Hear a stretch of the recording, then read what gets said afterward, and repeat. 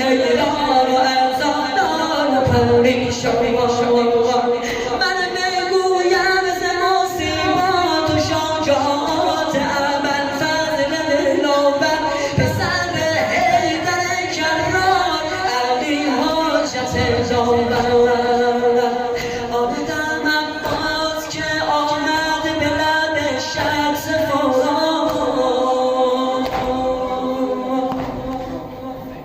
آمدم عباس که آمد به لب شمس فرات یادش آمد به کبودی لب طفل روبان کف خود پر کند از آب که بنجوشد به شتاب عقل و عشقش بنماید به دلگون خطاب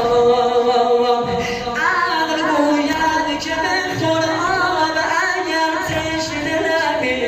عقل گوید که بخور آب اگر تشنه لبی عشق گوید که مخور آب اگر حق طلبی عقل گوید که این آب حیات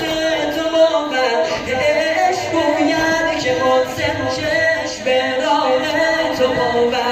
تشنه رفتی به سوی شمس و